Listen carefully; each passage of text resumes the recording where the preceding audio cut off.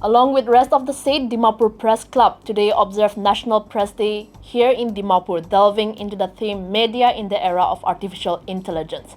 The event was graced by IRS Additional Commissioner CGST Dimapur Sashi Wapang as a special guest, who emphasized media's societal role and advocating for a broader focus on economic contextual reporting. Addressing algorithmic challenges, he highlighted the nuanced choices in today's media landscape, noting the shift from traditional news reliance to internet accessibility. Expressing concerns over misinformation, he stressed user responsibility and the need for unbiased economic analysis alongside traditional reporting. Positioned as a policymaker, he underscored the crucial role of public discourse in shaping societal perspectives. The occasion provided insights into the evolving journalism landscape, grappling with complexities introduced by AI, and called for a balanced and informed media approach.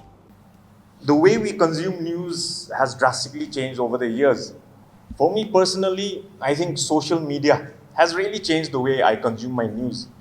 To the extent that when I read the papers the next day, many of the things I've already seen on an hourly basis the previous day, right? And I've been a user of Twitter, or X as you call it, for many years. So, and if I compare across social media platforms, I think there's nothing like Twitter. Like one example I'll tell you, anytime there's an earthquake, okay, in India, you just check Twitter, earthquake. Somebody or the other would have tweeted about it, earthquake, Delhi, or somebody would have posted a picture if there's been some sort of casualty, right? So I think Facebook, YouTube, or Instagram, they don't compare when it comes to Twitter. So for me, that has been an area where I think it has really changed the way I consume. So to some extent, things that have changed with AI coming in, I have also seen for myself. I mean, for all of us, I think algorithms basically determine the way we interact with news also, for that matter. What Google search shows for us, depending on our past history of how we've engaged with Google, right? So when it comes to, I think, AI, it presents a double-edged sword.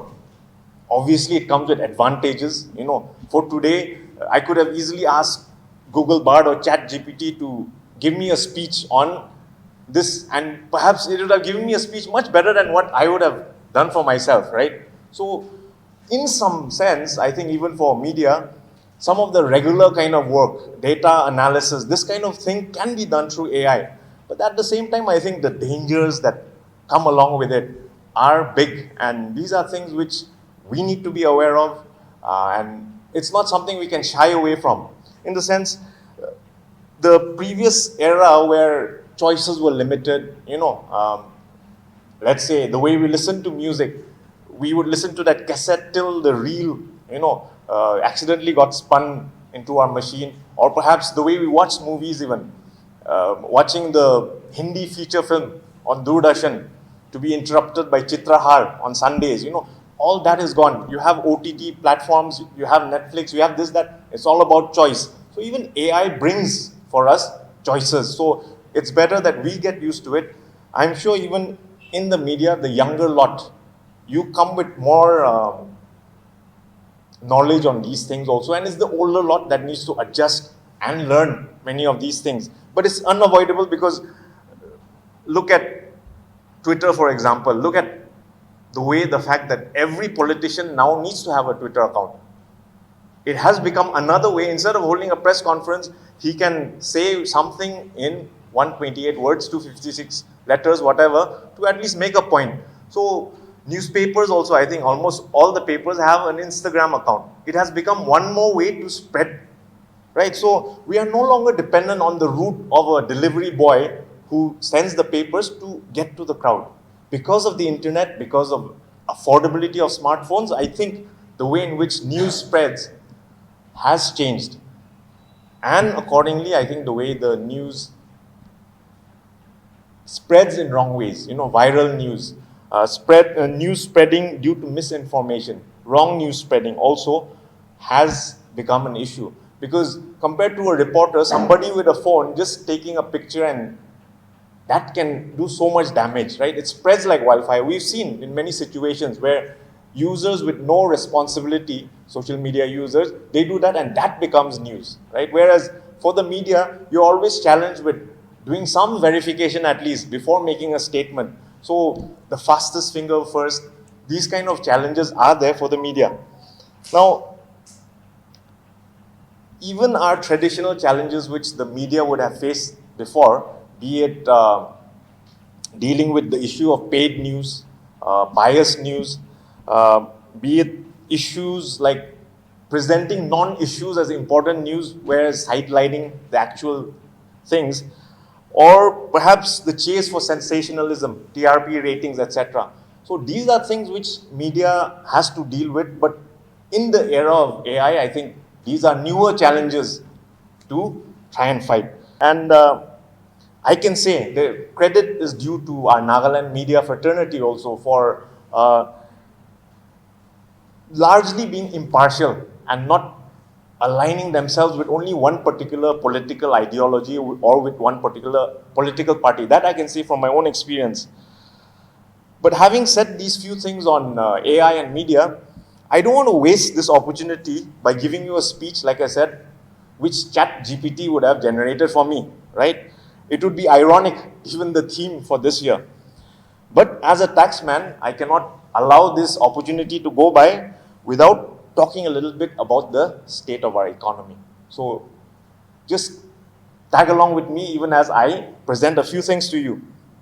I think you will agree with me that when it comes to our local media, compared to political news, compared to social news, compared to entertainment news, economic news, things to do with analysis of business, economy, taxation, finances, this is an area which doesn't get as much coverage as the others. You will agree with me, right? And I can honestly say, as an IRS officer also, this is something which I did not choose to do. But it was through the exam process that IRS was given to me and I became an accidental taxman. Are important as much as healthcare is important, as much as policing is important, as much as the other sectors are important. Where we are collecting our taxes, our revenue from, so that it can feed all these areas becomes very important. I recently read an article, I think it came out in Morung Express, where maybe on Monday it was, where it talked about how the government is spending money in the various sectors. How much money is going to education, how much money is going to policing. So I thought that was a very educative kind of news. But these kind of reports are rarely seen, I think, in our local papers. For a state that depends hugely on central funding, I think we need more public discourse on the state in which our economy is running. Out of the money that the government is spending every year, only 12% is coming from money which is earned in Nagaland itself. So in budgetary terms, our own revenue, state's own revenue is 12%, which means 88% we're always dependent on Delhi, right? We're always dependent on central funding to do our everyday work. But basically, the 12% that we are gathering comes from two sources. One is coming through taxation, the other one through non-tax revenue, you call it. Okay, so when you talk about tax revenue, it's mostly coming from GST. There's another tax, state excise, which we could have earned had NLTP not been there, right? For other states, this is a big amount that is earned. For us, mostly it is coming through GST. Why I'm sharing it with the media is because I think we have a role in shaping public opinion and helping to make informed decisions, even in this area. Many times it is seen that the issues are actually something which we ourselves, we Nagas ourselves, need to get around rather than for the central government or for an outsider or for Delhi to solve for us many times. There is a scope to arrive at solutions which are unique to our circumstances as well.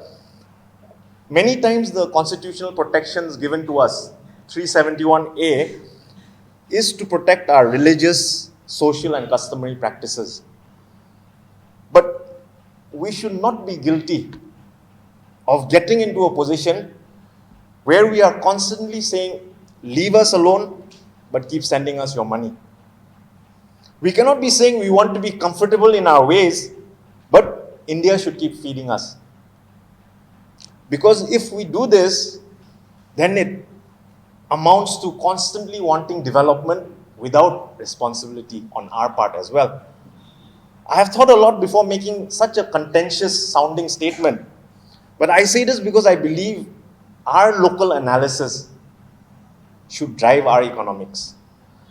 And I believe I'm speaking to a very well-informed, well-read crowd. Public opinion can be shaped on the need to become more independent economically as a state, which will allow us to be more flexible in the way we spend our funds. So be it health, education, agriculture, tourism, all the destinies are tied together. And to fully unlock our potential, perhaps we also need to make certain adjustments, even in our traditional systems, wherever it is required. We don't need to throw the baby out with the bathwater. We don't need to slice our nose while trying to save our face. But we may need to examine ourselves and perhaps shed old ways of thinking which are primarily coming from a place of suspicion, a place of distrust. With India going forward and wanting to be a global power, I think the question of what advantage Nagaland also brings to the table is often asked. And nobody wants to be a state that doesn't contribute or is pulling down the others, right? Nobody wants to be a non-performer. And when Nagaland does something, let's say in sports at the national level, we get that credit, we get that accolades. But it is very much possible for Nagaland to also develop in certain areas where we are better than other states also.